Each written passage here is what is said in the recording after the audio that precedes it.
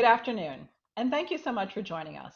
I'm Joan Woodward, president of the Travelers Institute. Welcome to Wednesdays with Woodward, a webinar series where we convene leading experts for conversation about some of today's biggest challenges. Our team here at the Institute, the Public Policy Division of Travelers, began this virtual educational series at the start of the pandemic to really help us all navigate through these uncertain times. Since 2020, we've taken on some of the biggest challenges and opportunities in insurance, risk management, and leadership. Some of our programming also focuses on the evolving workplace. And with that in mind, today we're doing a deep dive into Generation Z, the largest generation in American history, the oldest of whom are now entering our workforce. If our registration numbers are any indication, there's a lot of you who want to know more about these young people. How can we reach? How do we recruit them? How do we retain them and the newest members of our workforce? Or simply, how can we better understand each other so that multi-generational teams can work and succeed together? I'm from the last year of the baby boomers, and my team at the Institute spans 4 generations: baby boom, Gen X, millennial, and Gen Z. It's powerful to have diversity of perspectives in everything we do, and today I'm turning over the host chair to the millennial who is my right hand at the Institute, Jacqui Kearney, Assistant Vice President for Public Policy, who powers all the work that we do. Jessica will be guest hosting more of these programs in the year ahead, and I'm really thrilled to turn over the Zoom floor to her today. Jessica, take it away. Thanks, Joan. As Joan mentioned, I'm Jacqui Kearney, Assistant Vice President here at the Travelers Institute, and I'm just really pleased to be guest hosting this week's program on Generation Z. This cohort has grown up during really a remarkable time of challenge and opportunity. Gen Z was born roughly between 1997 and 2012, so they're anywhere between 10 and 25 years old today. They are truly, as Joan mentioned, the first digital native generation coming of age in a world where content and information is free and shared and where one-click online shopping is a given. They are a diverse generation with a worldview that has been shaped by social justice movements, and they've grown up with major global challenges, including, of course, COVID-19. As Joan mentioned, the oldest of this generation is now entering the workforce, which means they're starting to appear on our teams and will have significant spending power later in this decade. So how do business leaders recruit, retain, and work with Gen Z? And how do we connect with them as consumers? We have an amazing expert from Travelers with us today who will share her findings on this incredible cohort. Before we get started, just a few notes. First, I'd like to share a disclaimer about today's program here on screen. I'd also like to extend our enormous thanks to our just incredible webinar partners today. You'll see them here on the slide. The Masters in FinTech program at UConn School of Business, MetroHartford Alliance, the Connecticut Business and Industry Association, the Risk and Uncertainty Management Center at the University of South Carolina's Darla Moore School of Business, and Travelers Young Professionals and Allies Diversity Network, one of Travelers' 8 diversity networks. So thank you to all these fantastic groups for investing in this dialogue and conversation today. We provide a special welcome to you and your members for joining us. So here today to talk about Generation Z is Jacqui Heidelberger. Jacqui is Assistant Vice President of Emerging Insights Portfolio within the Enterprise Market Research Team here at Travelers. And this group was established to stay at the forefront of emerging trends and market developments. Jacqui and her team use data-driven methodologies to explore possible future scenarios for our businesses and to help with strategic planning in that regard. Jacqui has been a member of the Enterprise Market Research Team since 2007 and has led a wide variety of insight initiatives, including on product development, marketing and advertising, emerging technologies, so things like telematics and IoT and blockchain, and identifying and understanding the needs of the connected customer. We are very fortunate to have Jacqui with us here today to share her insights on Gen Z. And a quick note, if you have any questions for Jacqui, which I hope you do, please drop them throughout the presentation in the Q&A function on the bottom of your screen, and we'll get to them after her presentation. Jacqui, over to you. Take it away. Thank you very much, Jessica, and I'm thrilled to be here. Good afternoon, morning, evening to you all, depending on where you're joining us from. I'm thrilled to be here today to share our latest perspective on reaching Gen Z, your next customer and colleague. But before we start, there's a few things that we need to agree on as a group. The first agreement I'm going to ask that we all make is that studying generations is not about assigning value or judgment. By and large, generations are really just byproducts of their circumstances. And it's really through very little intentional action of their own that they are the way they are. The next agreement that we're all going to make is that it is human nature to observe the actions of another generation through the lens of your own experience. But the problem with that is it creates bias.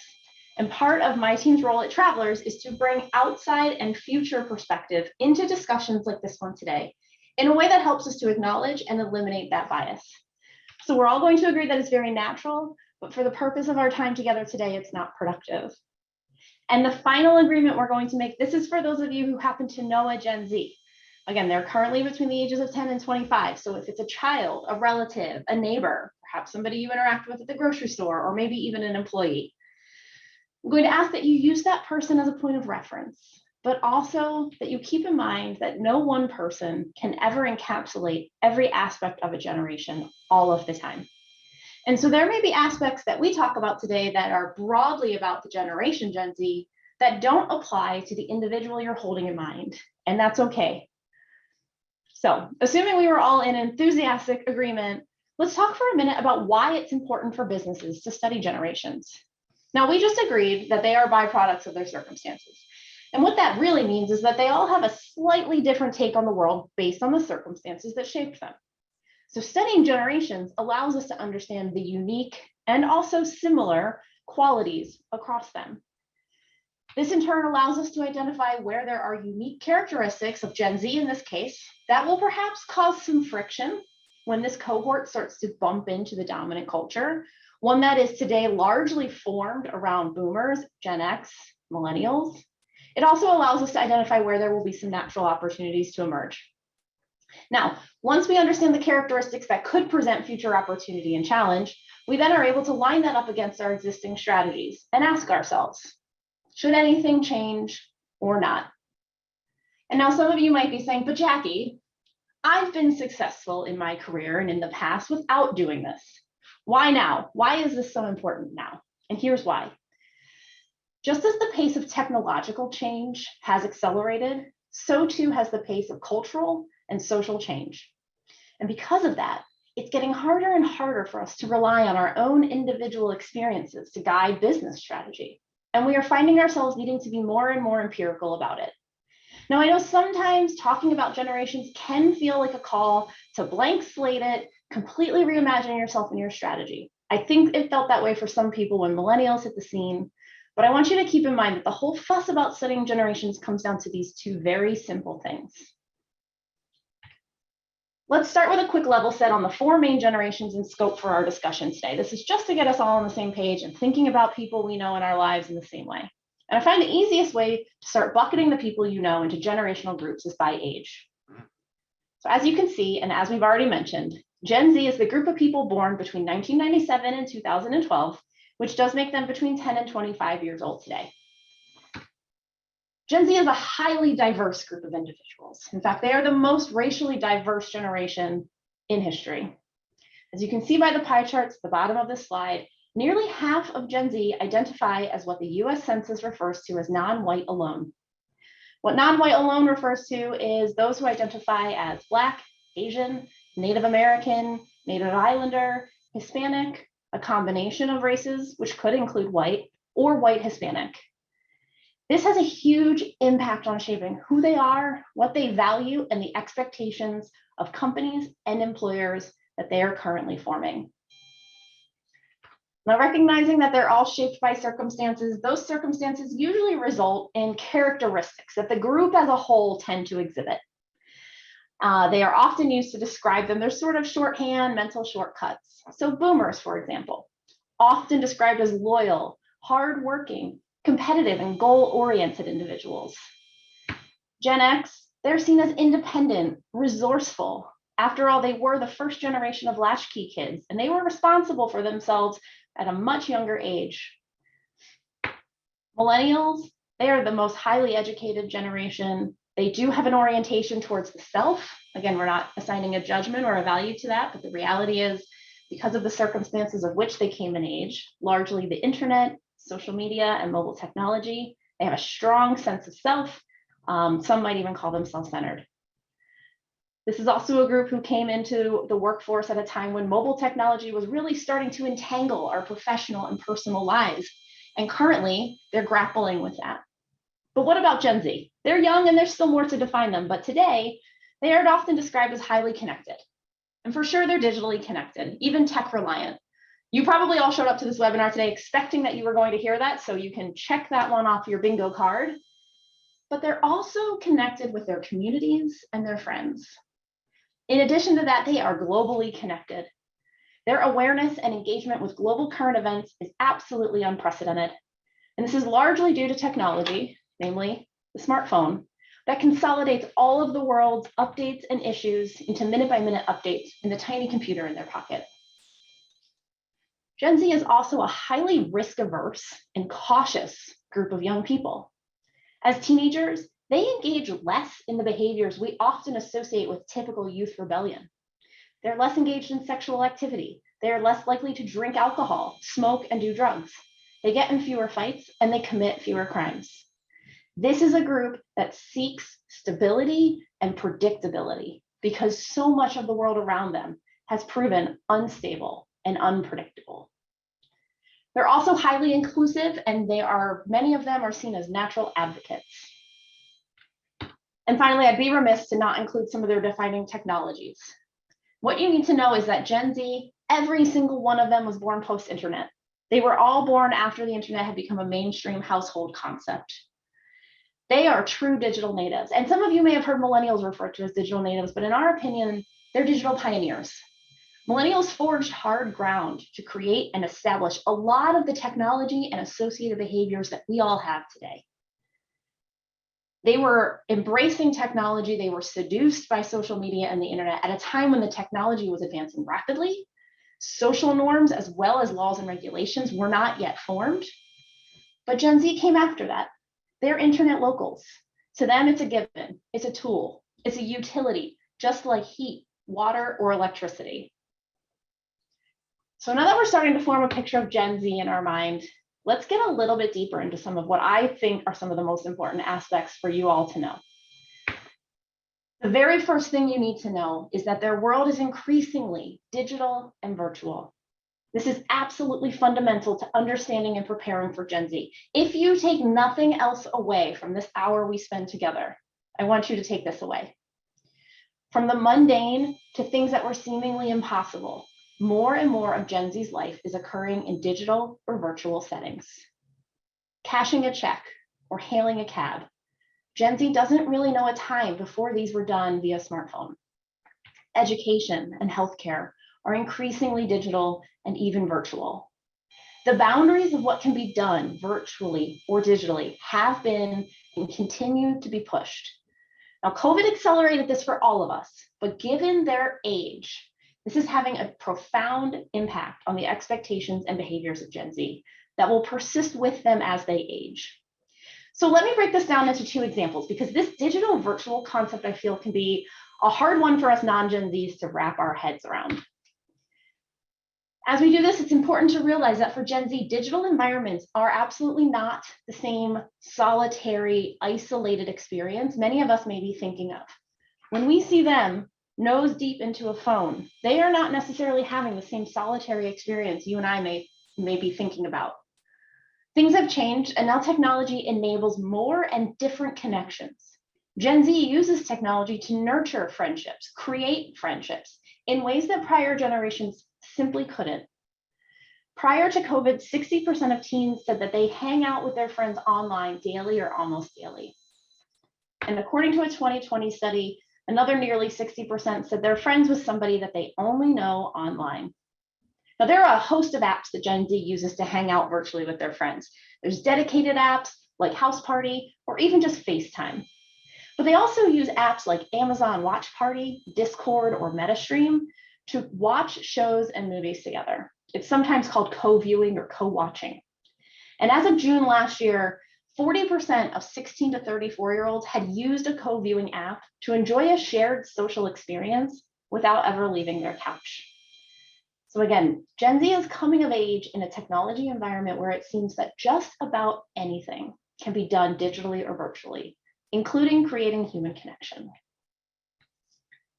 The other important example here has to do with gaming. It is a huge part of Gen Z's digital and virtual life. Now, I'm willing to bet an awful lot that those of you with a Gen Z in your life are familiar with games like Among Us, Fortnite, Roblox, League of Legends, or Call of Duty. Those of you who don't, please count your blessings. Consider yourself very lucky. I have young children in my household. I'm very familiar with these games. But let's talk about it for a minute. Why does this matter?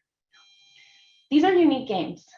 They are multiplayer, cloud-based, and in some cases, cross-platform games or gaming environments. That means you can hop online and play a game with friends or like-minded strangers, regardless of where you live. You don't have to be in the same room, in the same state, or even the same country.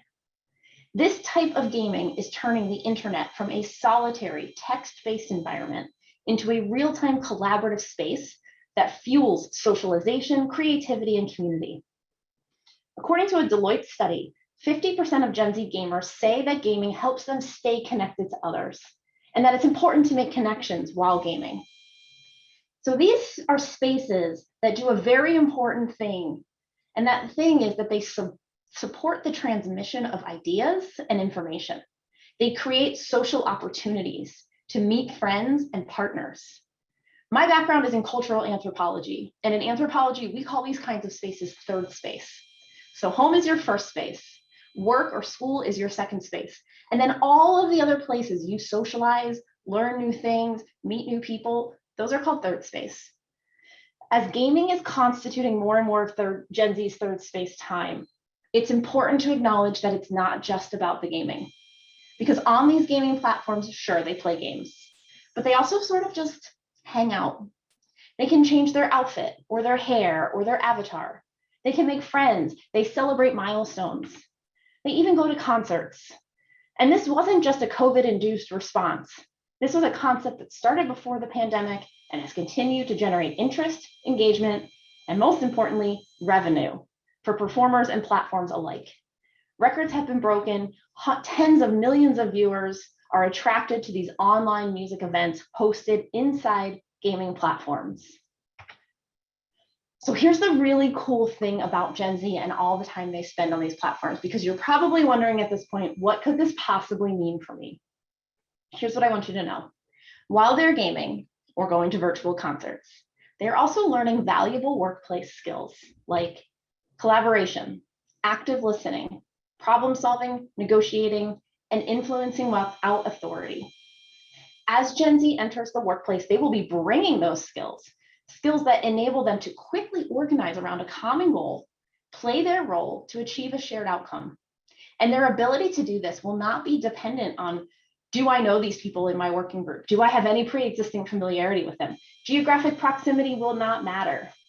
So think about what that means for talent acquisition. The talent pool just got a lot bigger. Think about efficiencies in a decentralized workplace, or on agile working teams where we ask cross-functional teams to quickly organize around a shared outcome and achieve a shared goal.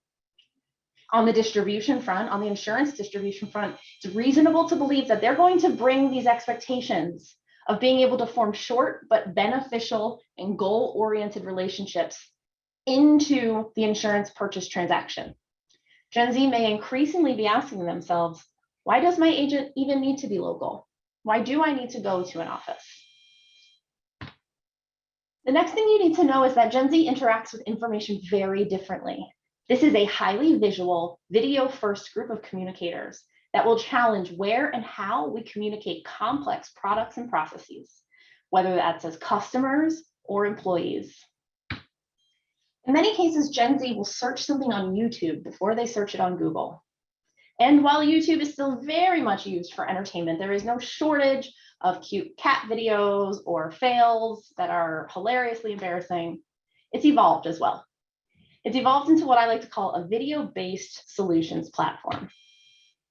According to a Google study, 80% of Gen Z said that YouTube has helped them become more knowledgeable. And almost 70% say that they've learned a new skill that will be helpful to them in the future from YouTube. This is a really radical difference in how they approach information for the sake of skill building and knowledge and learning. But it's not just YouTube. Instagram and more recently TikTok, these are other platforms that Gen Z uses to inform and educate themselves. A recent Pew Research Center study found that 40% of Gen Z prefer to search TikTok or Instagram over Google. That's a huge shift in a long established cultural norm in terms of where we go for information. It can be very easy to write these off as silly distractions, but for a generation living an increasingly digital life, these are incredibly impactful platforms where they can not only learn the latest TikTok dance, but also learn about things like the stock market, managing debt, and even insurance. But here's the problem. You can see the views here on TikTok as of the 6th. They change by the day. The narrative around insurance on these platforms, it's at risk of running away from us if it hasn't already. Most of the videos you'll find if you were to hop onto TikTok right now are about how to legally scam your insurance company, how to hack insurance to get it as cheap as possible. There's a common trend on TikTok that starts a little something like this. What's a scam so normalized that we don't even think twice about it? One of the popular answers, insurance. So we need to figure out a way to engage in this conversation. And we're going to talk a little bit more about some of the ways we can do that. But it's important that we recognize that Gen Z is turning to platforms like TikTok, Instagram, and YouTube to self-educate and demystify complex personal finance topics. And the insurance industry's voice is largely absent. So we've got to think about the impact this will have as more and more Gen Z engages with the category, seeks information on the category. How will it influence their employment decisions? There are very big implications if we don't start engaging in some of these newer platforms because they're increasingly playing an important role for Gen Z future customers and employees. Now, before we all run out and we start a TikTok account and regain control of the narrative, which I believe can be done, it's important we talk about this. Trust is not the default position for Gen Z. Gen Z is growing up in a world where societal distrust is a critical issue. And because they are constantly connected to the world's global events, thanks to a 24-hour news cycle and that supercomputer in their pocket, from a young age, they have been inundated with messages about data breaches, the Me Too movement, police brutality, school shootings, deep fakes, bot farms, brushing scams, mystery seeds from China. They're also more likely to be in a historically marginalized group. They are less white, less Christian, less heterosexual, and less gender conforming than prior generations. This means that they are more likely to have personally faced systems that work against them. And if they haven't themselves, it's very likely that they know somebody who has. And all of this makes trust increasingly rare. For Gen Z, their skepticism is essentially a form of self-preservation. Let me show you some data. Only 38% of Gen Z says that they trust the average American company by default. For boomers, as a point of comparison, it's 63%. How did trust in the average American company get so low? There's quite a few reasons. One of them is that just so much more is knowable now. Now remember, Gen Z, they were born here, they are internet locals. And the internet has created an environment where the actions of companies are much more public. Employees have platforms to voice their opinions and experiences on sites like Glassdoor. You can dig into so much more about companies online than you ever could before. From working conditions to executive compensation, environmental practices, and even supply chain practices. All of this can be found out relatively easily. So what does this mean for us? What does this shortage of assumed trust mean for us? It means we need to realize that things just aren't like they used to be. We cannot assume that we will be trusted simply because of our stature or history, or because Gen Z's parents are many of our customers and employees today. That trust will need to be proactively earned if we're to maintain relevance with Gen Z in the future. So that begs the question, how does a company engender trust with this skeptical audience? First, we need to recognize that Gen Z is actively forming new expectations of companies that go far beyond product and service. They have had boundless access to the internet since they were children. toddlers even. And when you have boundless access to the internet, that means that you can get just about any product from just about any seller. And in an environment like that, what's left to make your decision on? Imagine you're a Gen Z and you want to buy a green sweater. You're no longer relegated to the 2 stores in town to buy your green sweater. You go online and you have access to nearly all of the green sweaters in the world. So you find the few that are the shade you want and the price point you want with the materials that you like. But then how do you decide? The user experience on their sites? Sure, there is data that suggests Gen Z does have a lower tolerance for a poor online interface. The overall customer experience, yeah, that's definitely a part of it, particularly for repeat business. But more and more, Gen Z is turning to things like supply chain ethics and employee practices, as well as engagement on social issues to inform their purchase decisions. So we have to understand that it's not just about how well we deliver a product or service. There's more to it. We did some very interesting research with Gen Z and we asked them, give me some company green flags, right? I don't want to know the red flags. I want to know the green flags. What convinces you? How do you know that you're dealing with a trustworthy company? And here's a summary of what they've told us. Transparency. Transparency is incredibly important to this group. You have to remember, they have grown up with a supercomputer in their pocket, and they highly value the ability to self-educate and demystify just about anything. Companies that aren't highly transparent are considered highly suspect by Gen Z. Authenticity is also critical. For one, this generation's BS meter is really strong, and they can smell a fake a mile away. But this is also a group that likes to celebrate individualism. They're happy that it works for you. Doesn't work for me, but it works for you, celebrate it. They want companies to know who they are, own it, and show up that way all the time. Responsiveness is a big one. And it's not because they're impatient or they demand instant gratification or they have a short attention span. Rather, this is a group of young people who have grown accustomed to always on, highly responsive technology. They have grown up with high-speed internet, smartphones, iPads, voice assistants, all of which are instantaneously responsive to the user, and rarely do you need to wait. So in this way, the technology that surrounds them is shaping their expectations for how companies should act. And then we have things like charitable giving, engagement on social issues, and employee practices. Gen Z believes that companies in the United States have a tremendous amount of power, and they want to see them using that power for good. That's where things like charitable giving and engaging on social issues come in. Now listen, I know this isn't easy. You don't have to do it all. You don't have to do it all tomorrow. We're in an industry that is not heavily impacted by Gen Z quite yet, but it's coming. And so what I would suggest to you, if the idea of engaging on social issues feels a little bit outside of the bounds we're comfortable in, is watch some other companies, see how they handle it. Be smart about the topics you engage in. Take a look at the actions you're already taking and ask yourself, am I already doing this? And in a lot of cases, I think you'll find you are. The important thing to keep in mind is that it now is part of the equation that Gen Z will be making when they think about purchasing or their career.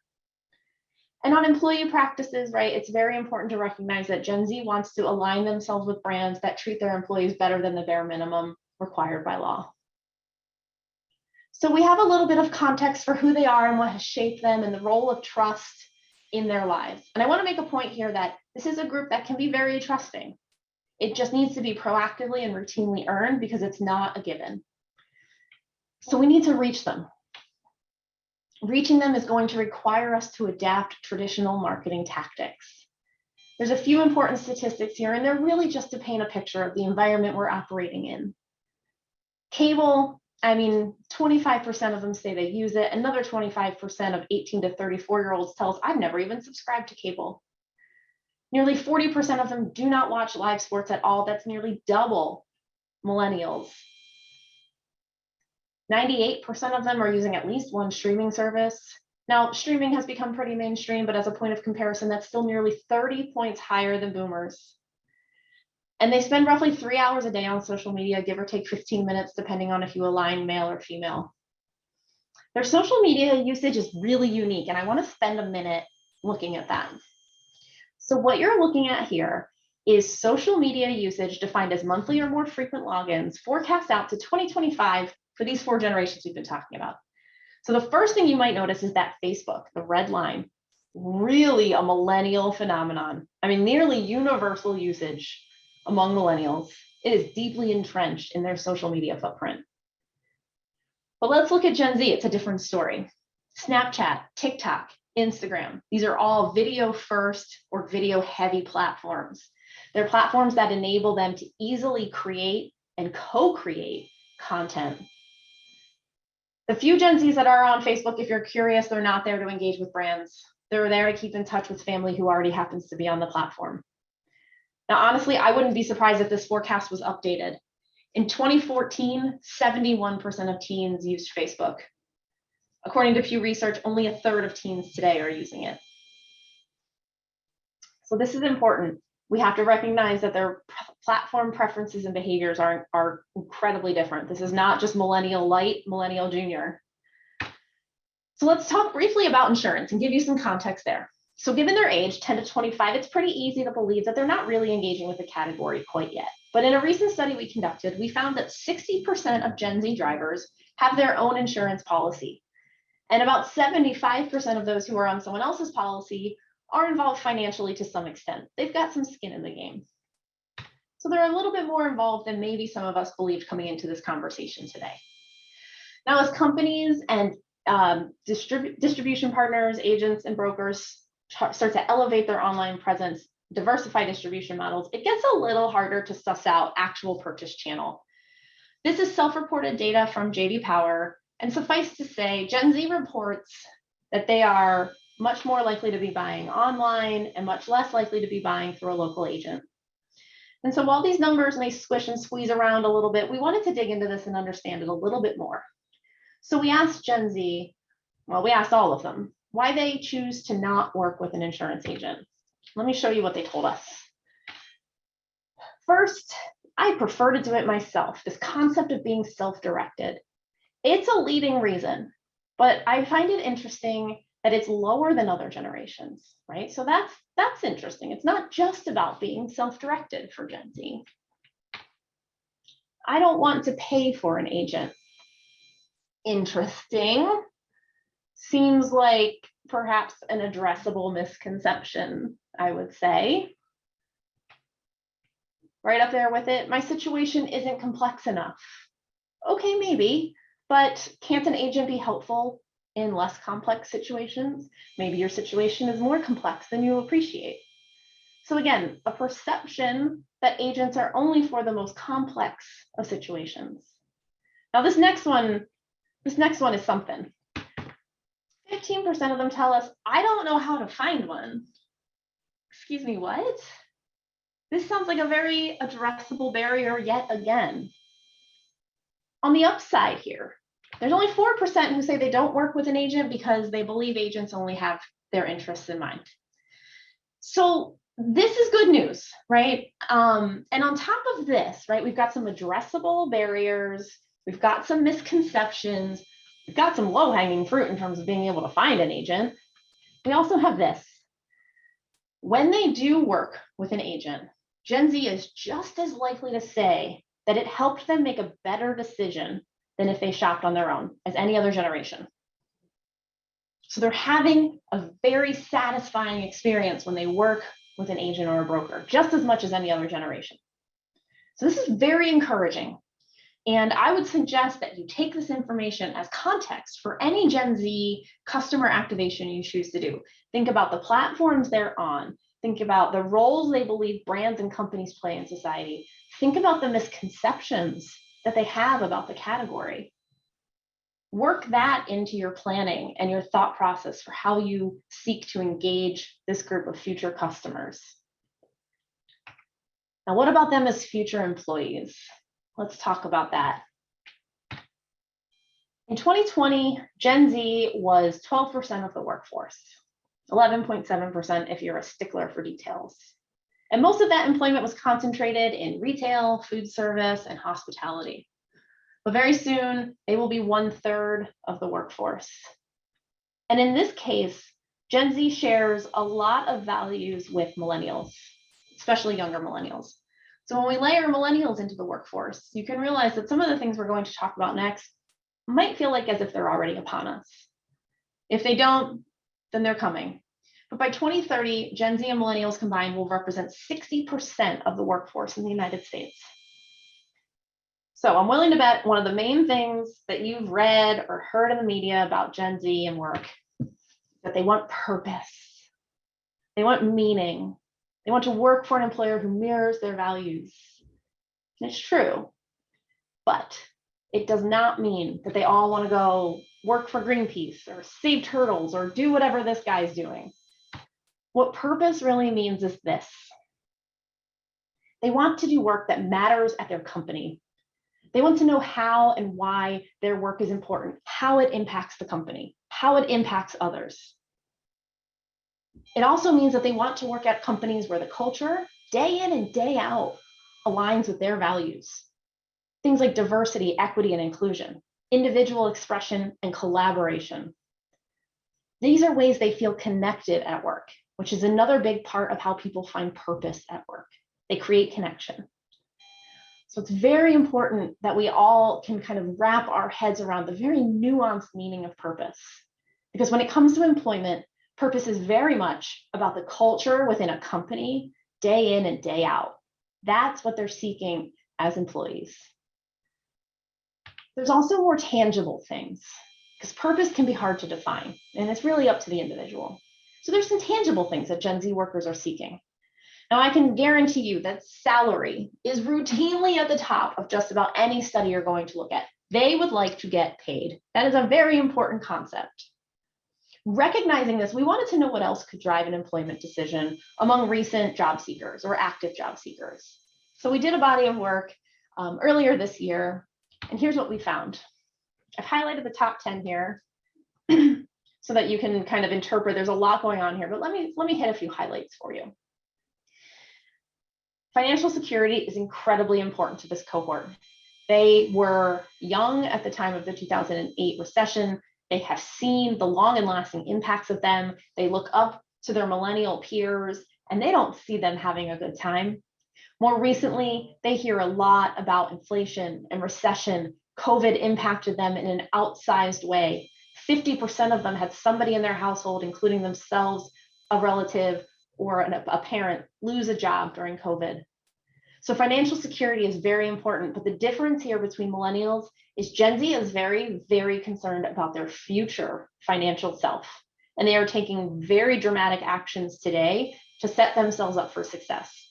For their age, this group is pretty financially savvy. They're engaging in things like savings, investing, paying down or avoiding debt at much earlier ages than we're used to seeing. And so that's showing up in their workplace decisions. They also want personal agency. And these days that looks a lot and sounds a lot like flexibility. Flexibility where I work, how I work, when I work. So they're looking for companies that offer paid time off and have good work-life balance as part of the culture. They're looking for flexibility in the hours as well. They're also looking at things like creative thinking and innovation. This is a group that is growing up in a world that feels very broken to them, and they would like to try some new things. Also, training and development is very important to this group. We're noticing a trend outside of just Gen Z in higher education around what we call stackable credentials, right? So their path to education is very varied. It's not necessarily about the 4-year degree and right off to work. And as technology rapidly changes, the ability to stay up to date with that is very important for workers as they anticipate their future career. And then finally, rounding out the top 10 is the prioritization of DE&I, diversity, equity, and inclusion. So these are some very tangible things that Gen Z is looking for when it comes to making an employment decision. The other thing I'll mention very quickly before I share some secrets to attracting and retaining Gen Z is the role of work and the rise of the empowered employee are changing the relationship. In a traditional job interview, it might feel more like, do I, the company, want you to work for me? And increasingly, Gen Z enters these interview sessions much more like, do I, the Gen Z, want to even work for you? The power dynamic has shifted, and it's important to kind of lean into that, not fight it, and just recognize that the dynamic is changing. So a few secrets to attract and retain Gen Z employees as they begin to become a bigger and bigger part of the workforce. We're going to get this one out of the way. There's no tactful way to say it. You got to pay them more than the minimum wage. As I mentioned, salary is at the very top of every list when it comes to what they're looking for in a job. It's also important to highlight the benefits packages as well as insurance that you provide. This is a group of individuals who are all currently still eligible for health insurance on their parents' plan, but they are staring down the barrel of a gun on that one, and it won't be for much longer. You should also spotlight career development opportunities and provide training and mentorship. Gen Z has a really interesting relationship with expertise, right? They recognize that expertise is something that takes time to build and earn, and they want to honor that in the workplace. Mentorships are a great way to do that. One of the things that kind of came up in a lot of the work we did when we talked to Gen Z about how they view their career is they let us in on this little dirty little secret. And it went something like this. Hey, I'm Gen Z. I'm good with the technology. I could learn it. I'm sure it's fine. But how do you business? How do you do this? Can I please spend time with the people that know how to do this? In particular, those who entered the workforce just as the pandemic was starting, they missed out on a lot of that in-office interaction and observation. One of the best ways to transmit information culturally is through observation, and they lost the ability to do that, and they recognize it. So providing training and mentorship is a very important and compelling component when they're looking for jobs. It's also important that you, your leadership team, whomever, leads with their personal values. The lines have blurred, and that authenticity that works at a brand level, it works at an individual level too. They want you to lead with your values. They want to be able to bring their values to the workplace. And then finally, it is important when they are employees, you want to promote this when they're prospects, but honoring boundaries that they set for themselves between work and life is incredibly important for Gen Z. Keeping hours reasonable and offering flexibility whenever and however possible are also going to be key to keeping employees. So hopefully this gives you a little bit of a sneak into how you might tweak some of the things you're doing from a hiring perspective or a talent development perspective. Maybe take a look at the job postings that you're using and see if you can incorporate some of these concepts and if that gives you a little bit of lift. So I'd like to wrap it up with a framework to help you think about everything you've heard today. In my group, we are dealing with topics from the future, and by their very nature, they are nascent, emerging, and volatile. They're not solidified, they're not well formed, and so we think broadly in opportunity spaces. And what opportunity spaces are spaces that suggest enough of an opportunity or challenge in the future that it's probably worth some discussion and action today. That's what an opportunity space is. It's not a punch list. It's not a to-do list. It's not a fully vetted idea. It's just a space that has enough activity and the signals suggest there's something there that we should do something about it. But here's the thing. Not all opportunity spaces require the same response. They're not all created equal. So we use a very simple framework. We call it watch, learn, do. It's helpful because, like I said, not all insights and opportunity spaces are created equal, and they don't all require the same response. So this framework is set up along a continuum of having low to no impact on the market today, all the way to having high certainty and high impact on the other side. So on the left-hand side, things that are low uncertainty, having little to no impact on the market today, we put those in the watch bucket. These are things that require more time to evolve or unfold. We don't really need to do anything. So what we do here is we create mechanisms to monitor things in this space. In the middle, this is where things are starting to get a little more clear, a little more certain. Maybe they're having some form of impact on the market today. We put those in the learn bucket. Opportunity spaces here require hands-on, real life experience, in-market experience, because that experience helps us better understand and prepare the skills, the capabilities, even the partnerships we're going to need to have in the future. This is where you can make some small bets, run a few experiments, but the important thing about the learn bucket, we're acting today, but it's for the benefit of the future. That's what we're doing in the learn bucket. In the do space, that's where impact is high, certainty is high, and we need to take immediate action to address an immediate or imminent threat or opportunity. And this is where we're acting today for the benefit of today. That's where these are different. So I would encourage you to use this framework to brainstorm the opportunity spaces that are relevant to you.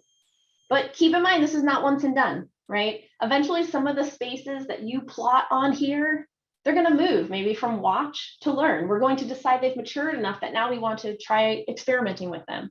Or maybe they move from learn to do. Some things are even going to fade out of the framework altogether. They're going to fail to manifest, or we're going to experiment and market and we're going to find it's not for us. So it's important that you keep this fresh. And it's also important that if you've designated something as, let's say, a watch item here, and it fails to manifest, I encourage you to confidently put it out of mind and confidently stop allocating resources to it. But if you never put it in the watch bucket to begin with, you're always going to have that seed of doubt that maybe it's something. So I hope what you've heard today, along with this simple watch, learn, do framework, has encouraged you to think about how Gen Z will impact you, your business, and hopefully you already have some ideas percolating around in your mind. Thank you very much. Jacqui, that was fantastic. Thank you so much for that amazing presentation. I think Joan teed up at the beginning, there's just tremendous interest in this topic. We have over 2,000 people on the line joining us today and a ton of questions coming in. So I will just say right off the top that yes, this presentation is recorded. You can go back and watch it again and pull out all of those details so you can address that framework that Jacqui just put up to help us all digest all that information and then really make an action plan on what we can do with it.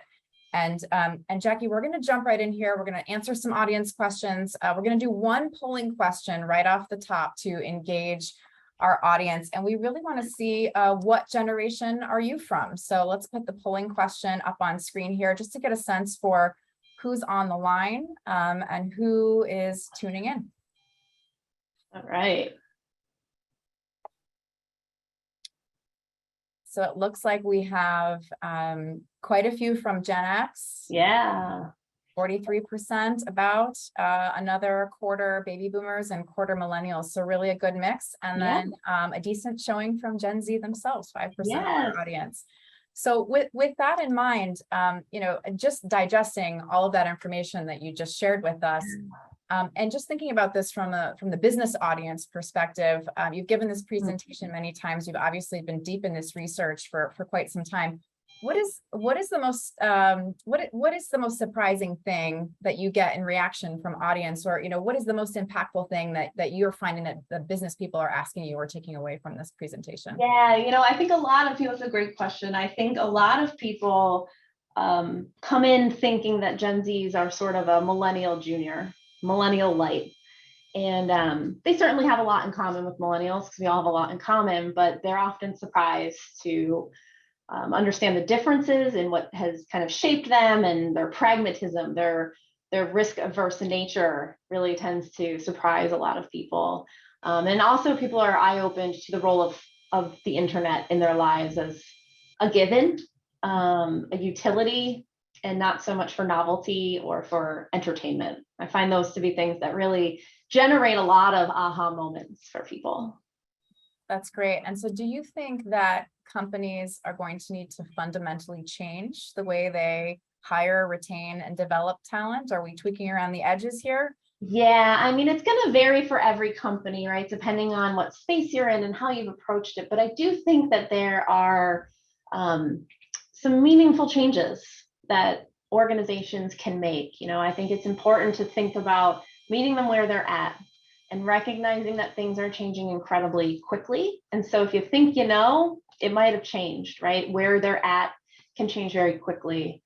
I think the other thing that we might want to think about is what we feature in a job post, how we position jobs. And it could just be small tweaks, like I mentioned, highlighting certain things that are increasingly important to this group that they're really seeking. I think those are some of the low-hanging fruit that people can consider for themselves. I'm not sure that we need to overhaul the entire system, but I think we need to keep it contemporary. Great. Yeah, that makes a lot of sense and very tangible when thinking about something like a job posting, for instance. Yeah. You mentioned this right at the beginning about, just some things to keep in mind, to keep in context when you're thinking about generations and the study of generations. Yeah. And I want to just touch on that briefly. What are the limits of studying generations, and how, for example, do we make sure that we're not overgeneralizing? Yeah, great question. And it comes up a lot. I'm willing to bet a lot of people in the audience are wondering this themselves. The way we look at generational studies is it's just one way to understand the current and future market that we're facing or will face, right? And it's important to realize that we actually have a lot more in common with one another than we don't. But generational studies is one way to approach the market to understand, like I said before at the beginning, we're trying to isolate some of the unique characteristics so that we can ask ourselves very simply, are we prepared for when this starts to bump into our existing and dominant culture? None of this is meant to be or a whiplash, quick left without a signal or an indicator that we need to change dramatically. So it's really also just a way for us to conduct our analysis, right? The cutoff dates for generations, there's no exact science to it. Eventually consensus forms. And it's just like if we were to segment the market by any other factor, number of employees, revenue, income, we have to make some delineating marks in the data we use. So I think it's just really important to recognize, one, we have more in common than we don't. But when we're isolating the characteristics that are unique, it can feel like maybe it's a bigger thing than it is, right? So that's why I think it's really important for everyone to take what they've heard today, match it up against your strategy, map it up against the plans that you have for the future, and just ask yourself what might need to change. It doesn't all have to change, I guarantee you. So that's important. And then recognizing that it's really just one of the many ways you need to understand the market should keep you from over-indexing on one particular generation. Great. Thank you for asking that. I know we've gotten some questions about that as well. Sure. So I'm going to jump. We only have a few minutes left. I'm going to jump rapid fire audience questions here. All right. George Patterson from Williamson Insurance wants to know about technology for insurance agencies. And as we're thinking about how this generation perceives insurance, engages with insurance, what are those platforms and tools that agencies and brokerages should be thinking about when doing business with Gen Z? Yeah, so a technology expert, I am not, I will admit that, but I will tell you what they want the technology to do for them, right? They, again, go back to those green flags, the hallmarks of a trustworthy brand. Responsiveness, incredibly important. So you're going to want to look at any technology that is going to allow you to be responsive in whatever format that means, right? It doesn't always mean a phone call, but they need to be able to access information. They need to get answers. This is a group that wants to self-educate, demystify, and resolve their issues, and the internet is their first go-to. So those types of capabilities are very important. The other thing I would say is it's important to recognize the role of face-to-face communication versus in-person. They're two different things now. And Gen Z really likes face-to-face communication, but it doesn't have to be in person.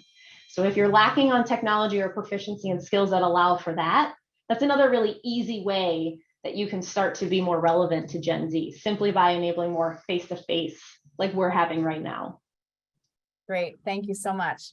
We have a question coming in from a student, Valentina, wanting to know, as her and her friends are entering the workforce, do you have any suggestions or recommendations for them based off of this research? Yeah, that's a great question. I think that Gen Z comes in very pragmatic, and I think that's phenomenal. I think that there's opportunities for Gen Z to bring their ideas and their points of view into the established protocol and process. But, depending on the nature of the company you're working at, you might need to have a little patience, right? These are big ships. They don't always turn corners quickly, but don't give up on those ideas. I'd also strongly suggest get yourself a mentor. Find somebody, even if it's informal, find somebody who knows the ins and outs of the business and that can help you understand how business gets done in that environment. And you may be able to return the favor to them through helping them with some things that you've got unique skills to bring. So I think stay on your ideas. They're probably great, and get yourself hooked up with some mentors who can help you navigate the organization. Awesome. Thank you. We have a bunch of questions coming in about how the insurance industry can specifically appeal as employers to this generation. And I know you touched on a bunch of that in the presentation. We have someone who's saying they're hosting a presenting at a career fair tomorrow. Okay. And, just want some pointers on how to, you mentioned that in-person connection, some pointers for, engaging with this group and making your pitch. Awesome. So career fairs, college and university relationships, very important. But let's be honest, not a lot of kids are waking up these days saying, I want to work in the insurance industry, right? Gen Z is no different. What we're seeing from a degree perspective is a lot of focus on STEM, science, engineering, technology, and mathematics. So if you've got jobs that leverage some of those skills, right, bring that to the forefront. The other thing that Gen Z finds very appealing, they have very much a collectivist mentality, right? They want everybody to have a good time. They want to see things. They've got very much a tide rises all ships mentality. That's like a match made in heaven with the insurance category when you think about it. Protecting people, protecting communities. So leaning into that and helping them understand that they could work for an industry that has a lot of social good built right into it could be very appealing.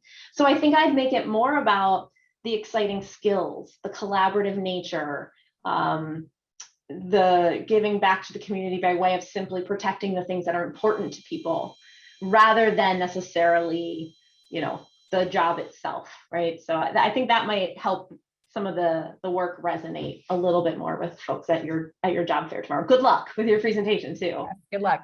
And actually, just to turn that on its head a little bit, so we have another comment from a Gen Zer who's watching today and saying that often when he or she sees companies engage with their generation, sometimes it can actually be a turnoff, like they're not doing the right things, they're not making that connection. Have you in your research found anything that we shouldn't as companies or business leaders be doing and engaging this direction as we're thinking about those green flags? Yeah, so for sure. I mean, there are some companies who have, done a better job than others. I think one of the best things a company can do is ask the Gen Zs that they're trying to appeal to, whether that's employees or customers or prospects, ask them. Spend time, understand what's important to them. You've got to be authentic. You can't fake it, right? Gen Z is all over pride washing, green washing, eco washing, right? They can tell. And so it's important to not jump on a fad. And there's nothing to say that you can't still be true to yourself and be relevant to a younger audience. But I think it's a matter of not assuming the best way to do it, and include them in your decision making, include them in your strategies, include them in the development of your messaging. Bring them to the table and empower them to weigh in. Great. Well, Jacqui, we are at the top of the hour. I think so many good takeaways. Be inclusive, celebrate individualism, think about those green flags, earn that trust. Thank you so much for this amazing presentation. I'll just say it again, we've recorded this and we will send it out to everybody. Much appreciate your time. Thank you. And now I'm just going to take a minute and preview some of the other programs that we have coming up on Wednesdays with Woodward. Just thank you again to everyone for tuning in. We really appreciate it. Next week on September 21st, we'll be looking at mental well-being in the workplace with a look at how businesses can help employees build resilience and manage through challenging times. On September 28th, Joan is going to come back and she'll share her annual economic, public policy, and political outlook. She'll preview for what's coming ahead for the midterm elections, and she'll help us all take stock of the latest economic indicators and trends. Then October ushers in Cybersecurity Awareness Month. On the 12th, we'll be looking at new cybersecurity laws impacting how organizations report cyber incidents. And I'll also mention that we are going to be coming live in person for cyber programs in October. We'll be in St. Paul, Minnesota on October 4th, and then we'll be in LA on October 13th. So if you're in either of those cities, head over to our website. We'd love to have you join us. And then finally on the webinars, we'll round out October with some power hitters on the economy. Neil Kashkari, President and CEO of the Federal Reserve Bank of Minneapolis, will join us to talk about the Fed and the state of the economy, followed by the National Association of Realtors Chief Economist Lawrence Yun on the state of the residential and commercial real estate markets. Those should be two really great programs. We know you have lots of ways that you can spend your time in your afternoon, so thank you for choosing to spend it with us. We're so grateful for your engagement. Jacqui, thank you again for that really eye-opening and very practical conversation. That's a wrap for today. Thanks for joining and have a great afternoon.